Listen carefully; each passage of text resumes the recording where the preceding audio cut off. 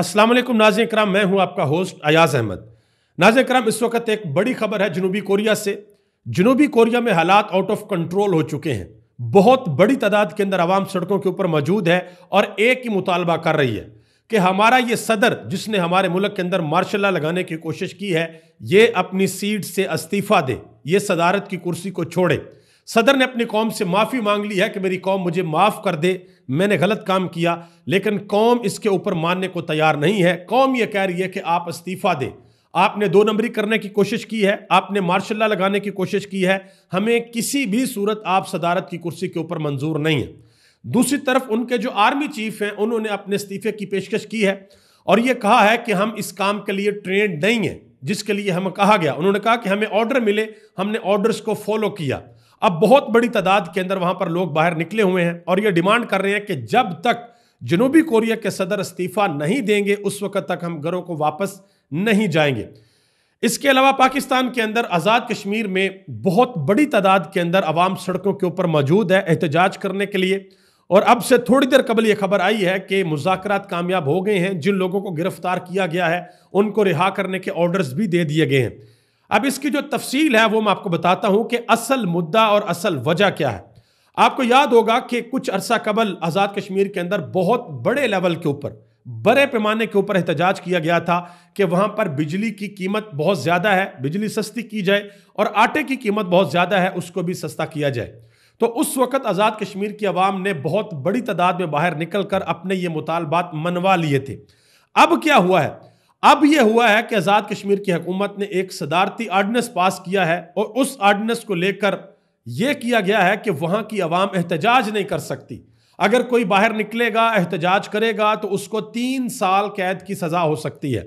इसके अलावा वहां पे जो ज्वाइंट एक्शन कमेटी है, उनका यह भी कहना है कि पहले जो हमने बिजली सस्ती करवाई थी और आटा सस्ता करवाया था, यह आज़ाद कश्मीर की हुकूमत उसको भी रिवर्स करना चाहती है। तो पिछले 2 दिन से आज़ाद कश्मीर के अंदर पहिया जाम हड़ताल और शटर डाउन हड़ताल की कॉल दी गई थी और आज जब मैं आपसे बात कर रहा हूं तो बहुत बड़ी तादाद के अंदर लोग बाहर निकले। उन्होंने जितने भी एंट्री और एग्जिट पॉइंट थे आज़ाद कश्मीर में उनको बंद किया। अभी थोड़ी देर पहले यह खबर आई है कि जो मुज़ाकरात हैं वो कामयाब हो चुके हैं और जितने लोगों को गिरफ्तार किया गया है उनको रिहा करने का हुक्म भी दे दिया गया है। अभी मजीद चंद घंटे बाद जो सिचुएशन है वो मजीद वाज़ह हो जाएगी कि आया उनके सारे के सारे मुतालबात मान लिए गए हैं या नहीं माने गए हैं। लेकिन अभी भी लोग बाहर सड़कों के ऊपर मौजूद हैं, एहतजाज कर रहे हैं। आगे आ जाए जी, इमरान खान की बहन अलीमा खान ने एक बहुत बड़ा इंकशाफ किया है।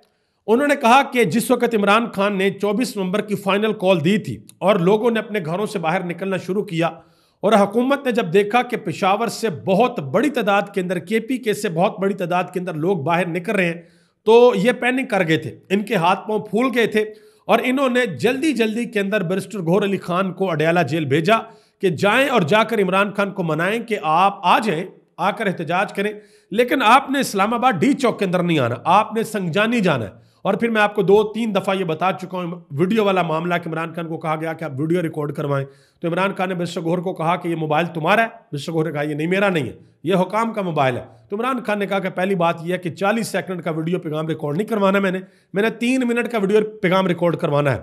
और फिर बात चली अगली सुबह पे और फिर मामला खराब हो गए। तो इमरान खान को कहा गया था कि आप ऐसा करें कि संगजानी चले जाएं, 20 दिन बाद आपको रिहा कर देंगे। लेकिन इमरान खान नहीं माने। इमरान खान ने कहा कि हम एहतजाज करेंगे तो D चौक के अंदर ही करेंगे। यह बात आज इमरान खान की बहन अलीमा खान ने बताई है। आगे आ जाएं जी, पिछले व्लॉग के अंदर मैंने आपको बताया था कि लड़ाई जो बहुत ज़्यादा बढ़ चुकी है, एक दूसरे के ऊपर चीज़ें डालने की कोशिश हो रही है। देखें, पहले ये होता था जब जैसे ये एहतजाज हुआ 24 नवंबर वाला और 26 नवंबर की रात को जो कुछ इस्लामाबाद D चौक के अंदर हुआ, हुकूमत का पहला वर्जन ये था कि भाई हमने गोली चलाई ही नहीं है। और अब क्या हो रहा है? अब हुकूमत की इत्तेहादी और दूसरे लोग ये कह रहे हैं कि भाई जो कुछ किया है हुकूमत ने किया है, जिम्मेदार हुकूमत है, जिम्मेदार नून लीग है, हम इसके अंदर नहीं है। ये जो कुछ किया है नून लीग ने किया है, ये पीपल्स पार्टी ने वाज़ह तौर पर कहा है। आज राना सनाउल्लाह साहब बैठे हुए थे शहजाद इकबाल के शो में और आपको पता है कि फैसल वावडा साहब आज का नून लीग के ऊपर बहुत ज्यादा तनकीद कर रहे हैं। वो कह रहे हैं ये खत्म शुद्ध ब्रांड है, इनको तलाक देनी चाहिए, फार करना चाहिए इनको। तो शहजाद इकबाल ने राना सनाउल्लाह से पूछा कि भाई आखिर वजह क्या है, इतना क्यों वो अतावले हुए हैं, क्यों आपके ऊपर उनको गुस्सा है? तो राना सनाउल्लाह ने कहा कि बात ऐसी है कि फैसल वावड़ा साहब जो हैं वो सिस्टम के लाडले हैं, और ये जो लाडले होते हैं ये लाडियां शाडियां करते रहते हैं, लेकिन ये कभी भी सिस्टम के अबव नहीं जा सकते, सिस्टम के ऊपर नहीं जा सकते। तो शहजाद इकबाल ने कहा कि आपको नहीं लगता कि वो सिस्टम की तर्जुमानी कर रहे हैं? तो राना सनाउल्लाह ने कहा कि बिल्कुल भी नहीं, वो सिस्टम की तर्जुमानी नहीं कर रहे। और उन्होंने मजीद कहा कि बात यह है कि एक लाडला, हमने उसको बहुत अच्छा अकोमोडेट किया, उनका इशारा था मोहसिन नकवी की जानब कि हमने उनको बहुत अच्छा अकोमोडेट किया, हमने उनको वजीर दाखिला बना दिया, और इसको हमने कुछ नहीं दिया, इसको सिर्फ हमने सेनेटर बनाया फैसल वावड़ा को। तो उन्होंने कहा कि मैं वजीर आज़म से कहूँगा कि फैसल वावड़ा से मिले, इनकी बातचीत सुने और इनको भी कुछ दें ताकि ये जो मामलात हैं ठीक हों।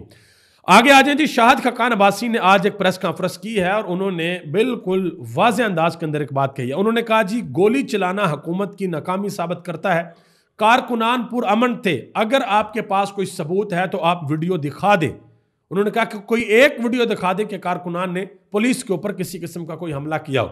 हुकूमत भी कहती है ना, हालांकि रात का अंधेरा था उस वक्त, 12-1 बजे का जो टाइम था जब ग्रैंड ऑपरेशन किया गया, कि जी आप वीडियो दिखाएं, आप वीडियो दिखाएं।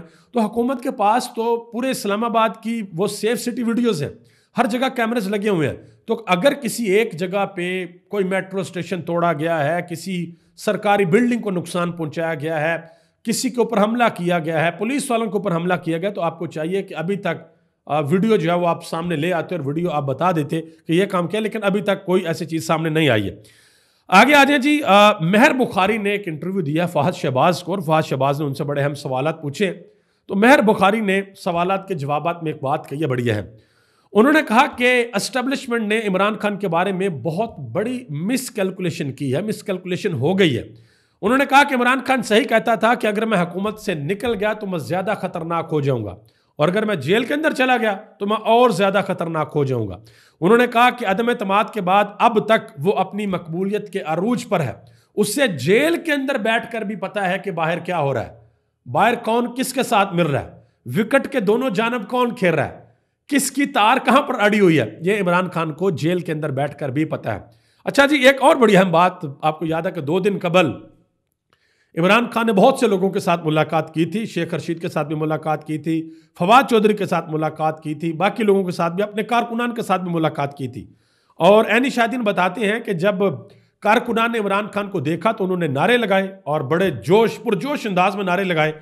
तो इमरान खान ने उन नारों के बाद कहा कि यह पार्टी खत्म नहीं हो सकती, इस पार्टी को आप खत्म नहीं कर सकते, जिसका वर्कर इतना चार्ज्ड है कि वो जेलों के अंदर हैं, वो आए हुए हैं, उनको ऊपर फर्द जुर्म लगनी है, लेकिन फिर भी वो बड़े जोश और जज्बे के साथ नाराबाजी कर रहे हैं। अब बात क्या है असल, फवाद चौधरी ने इमरान खान के साथ मुलाकात करने के बाद एक बात कही है, इसको जरा गौर से सुनिएगा। मैं पिछले 2 व्लॉग में आपको इशारा दे रहा हूं इस जानब, और बातें भी हो रही हैं। फवाद चौधरी ने कहा कि अगर दर्जा हरारत कम करना है तो कौमी हुकूमत अच्छा आइडिया है। इमरान खान, नवाज शरीफ, जरदारी, मौलाना फजल रहमान और महमूद खान अचकजई मिलकर नए वजीर आजम के नाम पर इत्तफाक कर लें। पीटीआई को कौमी हुकूमत का हिस्सा बनना चाहिए। और कुछ लोगों ने यह बात कही है कि फवाद चौधरी ने गालबन अंदर जाके इमरान खान को पैगाम रसानी भी किया, इमरान खान को कहा है कि यह एक वे आउट है, जो मुल्क इस वक्त जिस जगह पर पहुंच चुका है, यह एक वे आउट है कि कौमी हुकूमत बनाई जाए और सबको उसका हिस्सेदार बनाया जाए। लेकिन देखना यह है कि इमरान खान इसके ऊपर क्या फैसला करते हैं। जितनी सख्ती इमरान खान ने अभी तक बर्दाश्त की है, इमरान खान की पार्टी ने, इमरान खान के लोगों ने बर्दाश्त की है, अब उस सख्ती के बाद क्या इमरान खान, अगर देखें एक चीज़ मैं आपको बता दूं, बहुत से लोगों को शायद ये मेरी बात अच्छी ना लगे, बट इट्स वेरी क्लियर, अगर इमरान खान कौमी हुकूमत का हिस्सा बनते हैं, अगर इमरान खान पीपल्स पार्टी के साथ बैठते हैं, तो यह बड़ा क्लियर है कि इमरान खान डील करेंगे। लेकिन जो लोग इमरान खान को जानते हैं वो बड़े अच्छे तरीके से जानते हैं कि इमरान खान डील करने के हक में नहीं है। बट आने वाले वक्त में क्या होता है इंशाल्लाह हम सबको पता चल जाएगा। आगे आ जाए जी, शेखुपुरा पीपी 139 में 2 दिन पहले इलेक्शन हुआ है और वहां से पाकिस्तान मुस्लिम लीग नून के जो उम्मीदवार थे वो जीत गए हैं। अब इसके ऊपर उज़्मा ज़हाद बुखारी साहबा ने एक ट्वीट किया। उन्होंने कहा कि पिछली दफ़ा ये सीट हम गालबन 17 या 18,000 से जीते थे और इस मरतबा ये सीट हमने 22,000 से जीती है। उन्होंने कहा कि फ़र्क ये है कि मरियम नवाज शरीफ की 10 महीने की मेहनत और कारकर्दगी और खिदमत है, अल्हम्दुलिल्लाह, ये उन्होंने बात की है। अब उनको जवाब दिया है अहमद फरहाद ने, जो एक शायर है, बड़े एक्टिव आजकल। उन्होंने कहा कि आप 18 करोड़ के मार्जिन से भी जीत सकते थे। सरकार, ये तो आपने हाथ हौला रखा हुआ है। अगर आप 10-15 सीटों पर हुकूमत बना सकते हैं तो फिर आप कोई भी चमत्कार कर सकते हैं कि 10-15 सीटों पर, 17 सीटों पर, 20 सीटों पर हुकूमत बना ली आपने, तो यह काम करना कौन सा आपके लिए मुश्किल है? ये उन्होंने जवाब दिया। आगे आ जाए जी, हमारे chief election commissioner Sikandar Sultan Raja साहब कौमी वोटर डे के ऊपर उन्होंने एक पैगाम दिया है, जरा इसको गौर से सुनिएगा, बड़ा अहम पैगाम है। उन्होंने कहा कि वोट सिर्फ एक कागजी कार्रवाई नहीं है, यह अपने हकूक के तहफ़्फ़ुज़ के लिए सबसे कारआमद, गैर मुतशद्दद हथियार और मुल्क के मुस्तकबिल का तयन करने का ताकतवर जरिया है। बात तो बिल्कुल ठीक है, लेकिन क्या लोगों का वोट उन डब्बों के अंदर गिना गया था 8 फरवरी को जिसके अंदर लोगों ने डाला था? यह सवाल चीफ इलेक्शन कमिश्नर जब तक वो हैं अपने ओहदे पर, उसके बाद भी यह सवाल उनका पीछा करता रहेगा कि आपने 8 फरवरी की रात को पाकिस्तानी कौम के साथ क्या किया था। आगे आ जाए जी, एक और बड़ी अहम खबर है। आदिल खान बाज़ाई पाकिस्तान तहरीक इंसाफ के MNA थे, ज़बरदस्ती इनको नून लीग की झोली के अंदर डाला हुआ था। इलेक्शन कमीशन ने इनको डी-सीट कर दिया। उन्होंने इलेक्शन कमीशन के फैसले को सुप्रीम कोर्ट ऑफ पाकिस्तान के अंदर चैलेंज कर दिया है और सुप्रीम कोर्ट ऑफ पाकिस्तान के अंदर उनकी समाअत 9 दिसंबर को होगी। जस्टिस मंसूर अली शाह की सरबराही में यह बेंच समाअत करेगा। जस्टिस आयशा ए मलिक और जस्टिस अकील अहमद अब्बासी भी उस बेंच के अंदर शामिल है। देखते हैं कि क्या होता है। आगे आ जाए जी, जस्टिस मंसूर अली शाह के हवाले से एक और खबर भी है, वो भी मैं आपको बताता चलूँ। जस्टिस मंसूर अली शाह एक जगह पर गए हैं और वहाँ पे बच्चों के हवाले से कोई कॉन्फ्रेंस हो रही थी। उन्होंने कहा कि बच्चे हमारा मुस्तकबिल है, बच्चों ने बेहतर मुस्तकबिल के लिए आगे जाना है, अदलिया को बच्चों के हकूक़ का एहसास है, जजिस को बताना चाहता हूँ कि बच्चों के लिए इंसाफ किस कदर अहम है। अच्छा, वहाँ पर उन्होंने इशारतन एक और बात भी की। आइन की तशरीह की बात आई तो उन्होंने कहा कि आइन की तशरीह अब मैं तो नहीं कर सकता, ये मेरे सामने बैठे हुए हैं जमाल मंदोखेल साहब, ये कर सकते हैं आइन की तशरीह, क्योंकि मैं आइनी बेंच के अंदर शामिल नहीं। मजीद सहाफ़ियों ने उनसे सवाल पूछा कि क्या आप सीट छोड़ रहे हैं, आप इस्तीफ़ा दे रहे हैं, आप हार मान रहे हैं, पीछे हट रहे हैं? उन्होंने कहा कि मेरे इस्तीफ़े से होने वाली बातें जो है इस्तीफ़े के मुतल्लिक़ वो अफवाहें हैं, सब क्या असर आई हैं, भाग कर नहीं जाऊंगा, जो काम कर सकता हूं वो करूंगा, उसको जारी रखूंगा, सिस्टम के अंदर रहकर मैं काम करूंगा। ये बात की है जस्टिस मंसूर अली शाह ने। ठीक है जी, आगे आ जाए, एक और बड़ी अहम खबर है इसी के हवाले से। इस्लामाबाद बार के बाद लाहौर हाईकोर्ट बार ने भी जस्टिस मंसूर अली शाह ने जो खत लिखा था चीफ जस्टिस को, उसकी हमायत कर दी है कि 26वीं आईनी तरमीम के ऊपर आपको फुल कोर्ट के सामने दरखास्तें मुकर्रर करनी चाहिए, लेकिन अभी तक वो दरखास्तें मुकर्रर नहीं हुई हैं। नजम सेठी साहब ने भी एक बड़ा इंकशाफ कर दिया जी, वो भी ज़रा सुने। कहते हैं कि मैं एक लॉन्ग टर्म प्रेडिक्शन कर रहा हूँ कि हो सकता है कि हालात यहाँ तक पहुँच जाएं कि नवाज शरीफ खुद इमरान खान को जेल से लेने के लिए जाएं। ये नजम सेठी साहब कह रहे हैं। वैसे तो मुझे इस बात के ऊपर ज़रा भी यकीन नहीं है, लेकिन ये सियासत है, यहाँ पर हालात बदलते पता नहीं लगता। लेकिन इमरान खान को अगर नवाज शरीफ लेने जाते हैं तो ज़रा खुद इमेजिन करें कि फिर पाकिस्तान की सियासत क्या हो सकता है। वो फिर जाके यही आखिरी काम यही हो सकता है कि उसको बाहर निकालें और इमरान खान को कहें कि पाकिस्तान के अंदर ये खान साहब आप ऐलान कर दें कि लोगों को कहें कि थोड़े से वोट इलेक्शन में नुल्ली को भी डाल देना, यही हो सकता है, वरना औरतों की वजह मुझे नज़र नहीं आती। इमरान खान को ज़रूरत नहीं है, इनकी ज़रा भी ज़रूरत नहीं है, कोई 0.0000001% भी नवाज शरीफ की ज़रूरत इमरान खान को नहीं है। आगे आ जाए जी, सलार खान काकड़ और उनके साथ जो वर्कर्स थे जिनको गिरफ्तार किया गया था, फिर अदालत के अंदर पेश किया गया, आज उनको जुडिशल कर दिया गया है। अब अगले मरहले में उनकी जमानत के लिए दरख्वास्त दायर की जाएगी। अच्छा जी, इसके अलावा कल से एक और खबर आ रही है कि मुख्तलिफ सहाफ़ियों को हरासा किया जा रहा है। पुलिस उनके घरों में जा रही है और जाकर रैकी वगैरह भी हो रही है। और कुछ एक सहाफ़ी हैं, मैं आपको बता देता हूँ, कमर मकीन साहब नौजवान सहाफ़ी हैं, उनके घर के ऊपर पुलिस ने छापा मारा है, फैमिली से पूछगछ की है और पुलिस जो है वीगो डालो समेत गली के चक्कर भी लगाती रही है, जबकि वो कमर मकीन साहब अपने घर के अंदर मौजूद नहीं थे। उनके ऊपर किसी किस्म की कोई FIR नहीं है, कोई भी मालूमात फराहम नहीं की गई, लेकिन ये सारा कुछ हो रहा है। हुकूमत वक्त को सोचना चाहिए कि वो क्या कर रही है।